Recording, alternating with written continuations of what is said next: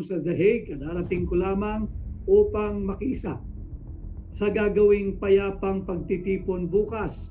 Kaarawan po ni Vice President Inday Sara Duterte. Subalit ako, ang personal take ko rito, hindi matutuloy ang impeachment trial sa Pilipinas. Umaga po dito sa The Hague.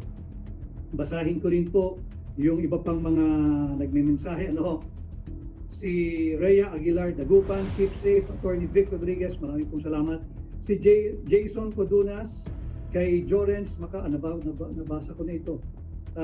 Kay Mirna Humawan, ingat po sir, maraming salamat Mirna.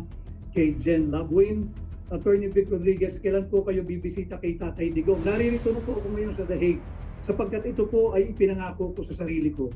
At nabanggit ko rin po ito sa aking respeto, sa aking kaibigan, sa aking hinahangaan, at buong pusong pinagkakatiwalaan kay Manong Jun Vasco na immediately after the election, regardless of the result, gusto ko pong talagang magtungo dito at kung mabibigyan ng pagkakataon ay makaharap si Pangulong Duterte upang magpasalamat sa kanyang tiwala at ako ay hindi naman talaga naging kandidato kundi rin sa kanyang encouragement, sa kanyang pagbibigay gabay nitong huling halaban. Kaya po naririto ako, at the same time, makahalubilo at makadaupang palad ang mga Pilipino dito sa Europa na buong puso po at pagtitiwalang tumangkilik sa inyong lingkod at bumoto sa atin.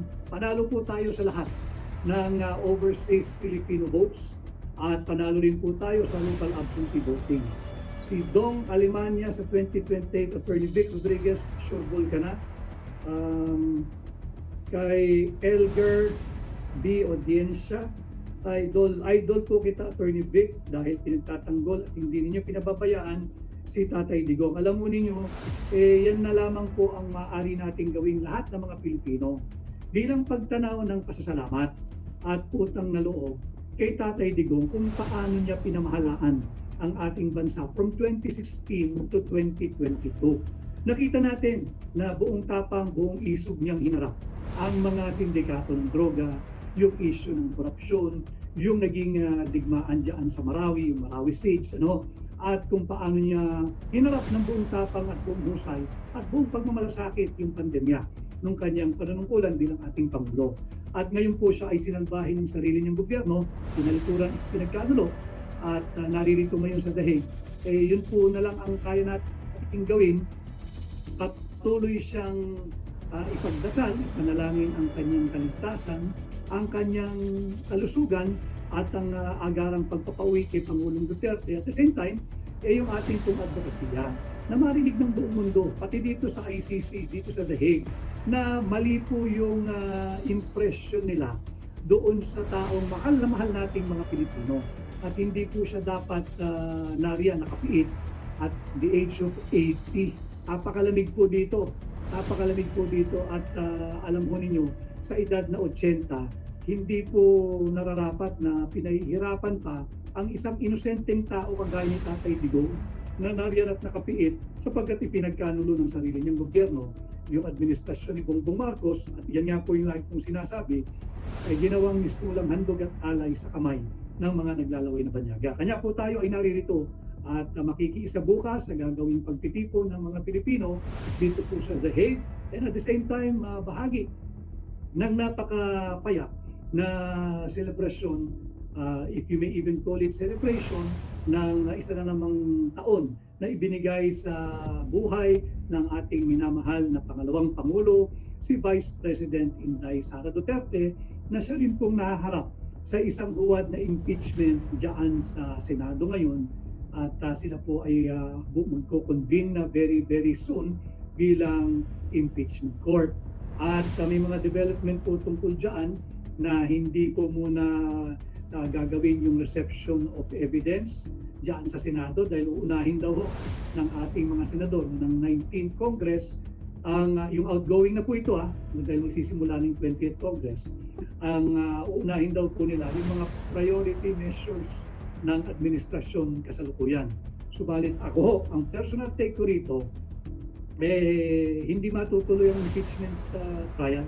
Hindi po matutuloy sapagkat bukod sa ito'y huwad, bukod ito ay unconstitutional at ito'y bahagi ng patuloy na political persecution ng Administrasyong Bongbong Marcos, nagsalita po kasi kayo, mga kababayan, mga mamahal kong Pilipino. Kaya po tatandaan ninyo, paulit-ulit po sinasabi, mag-ingay po kayo, makibahagi po kayo sa mga napakahalagang usaping panlipunan, sa mga public discourse na kagaya po ng aking ginagawang regular, nung ginagawa ng iba pa.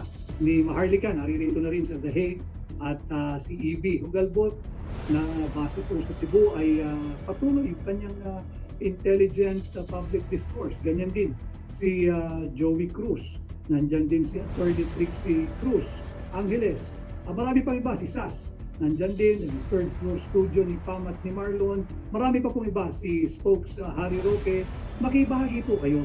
At kagaya po ng aking paulit-ulit na paalala po sa inyo, hindi po porke kayo ay makikinig sa aking advokasya na iangat po yung level of public discourse, kinakailangan po kayong sumang-ayon sa akin. Wala po tayong ganung panawagan, wala po tayong ganung kondisyon, wala po tayong ganung ilusyon. Ang lagi ko lang sinasabi, makinig po kayo at baka sakali ako na may komportable at kampante na meron po kayo mapupulot na kaalaman at hindi naman sinasabing kayo sumang-ayon sa akin. Pati po yung mga trolls, yung mga bashers, welcome po sila rito. Hindi ko nga po sila binablock sapagkat welcome po sila rito na may mapulot naman na konting talas sa pag-iisip kesa naman tanggap lang ng pera at ang kanilang source of livelihood o source of income ay makapanira ng kanilang kapwa Pilipino. Dito po ay welcome ang lahat, sang-ayon o hindi sang-ayon o yung wala pang pananaw, neutral at nakikinig sa magpaparehas na panig bago bumuo ng kanilang opinion. Importante para sa akin bilang Pilipino, makibahagi po kayo at dapat ay bahagi kayo ng mga mahalagang diskursong panlipunan kagaya po ng ating ginagawa dito sa ating pahina. Oh, by the way, uso kasi ngayon yung takedown o pagsuspindi ng mga account, sana ho'y masubaybayan din ninyo ang aking pagla-live sa aking pahina. Hanapin ko lang sa YouTube at Attorney Vic Rodriguez. Pakihanap po ninyo yun at mag-subscribe po kayo sa aking YouTube page or YouTube channel at Attorney Vic Rodriguez. Nang sa ganun, kung sakasakali pong darating yung panahon na ite-take down po ito, meron po tayong pahina na masusundan pa rin po ninyo. And basahin ko lang po ito ha. Si Zaz Marie, yes, nasa The Hague na din si attorney. Kay Jose Andres B, stay safe po. Kay Jen Tampoli, live po kayo bukas, Attorney